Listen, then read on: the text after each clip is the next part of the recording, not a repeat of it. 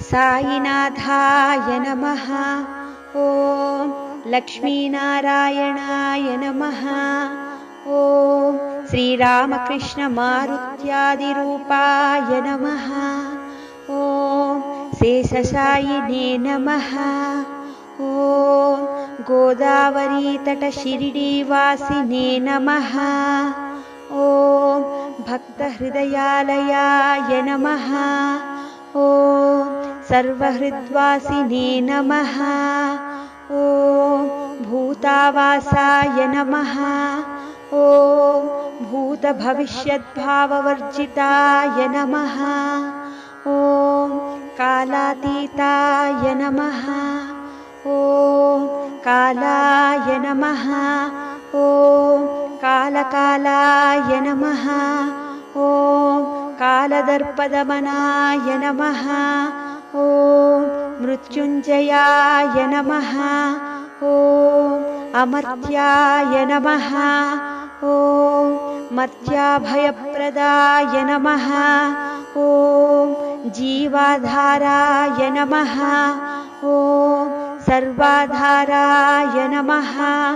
ॐ भक्तावनसमर्थाय नमः। ॐ भक्तावनप्रतिज्ञाय नमः। ॐ अन्नवस्त्रदाय नमः। ॐ आरोग्यक्षेमदाय नमः। ॐ धनमाङ्गल्यदाय नमः। ॐ बुद्धिसिद्धिदाय नमः। ॐ पुत्रमित्रकळत्रबन्धुदाय नमः। ॐ योगक्षेममवहाय नमः। ॐ आपद्बान्धवाय नमः। ॐ मार्गबन्धवे नमः। ॐ भुक्तिमुक्तिसर्वापवर्गदाय नमः। ॐ प्रियाय नमः। ॐ प्रीतिवर्धनाय नमः। ॐ अन्तर्यानाय नमः। ॐ सच्चिदात्मने नमः। ॐ आनन्ददाय नमः। ॐ आनन्ददाय नमः। ॐ परमेश्वराय नमः। ॐ ज्ञानस्वरूपिणे नमः। ॐ जगतः पित्रे नमः। ॐ भक्तानां मातृदातृपितामहाय नमः। ॐ भक्ताभयप्रदाय नमः। ॐ भक्तपराधीनाय नमः। ॐ भक्तानुग्रहकातराय नमः। ॐ शरणागतवत्सलाय नमः। ॐ भक्तिशक्तिप्रदाय नमः। ॐ ज्ञानवैराग्यदाय नमः। ॐ प्रेमप्रदाय नमः। ॐ संशयहृदयदौर्बल्य पापकर्मवासनाक्षयकाराय नमः। ॐ हृदयग्रन्थभेदकाय नमः। ॐ कर्मध्वंसिने नमः। ॐ शुद्धसत्त्वस्थिताय नमः। ॐ गुणातीतगुणात्मने नमः। ॐ अनन्तकल्याणगुणाय नमः। ॐ अमितपराक्रमाय नमः। ॐ जैने नमः। ॐ जैने नमः। ॐ दुर्दर्शाक्षोभ्याय नमः। ॐ अपराजिताय नमः। ॐ त्रिलोकेषु अभिघातगतये नमः। ॐ अशक्यरहिताय नमः। ॐ सर्वशक्तिमूर्तये नमः। ॐ सुरूपसुन्दराय नमः। ॐ सुलोचनाय नमः। ॐ महारूपविश्वमूर्तये नमः। ॐ अरूपव्यक्ताय नमः। ॐ चिन्त्याय नमः। ॐ सूक्ष्माय नमः। ॐ सर्वान्तर्यामिने नमः। ॐ मनोवागतीताय नमः। ॐ प्रेममूर्तये नमः।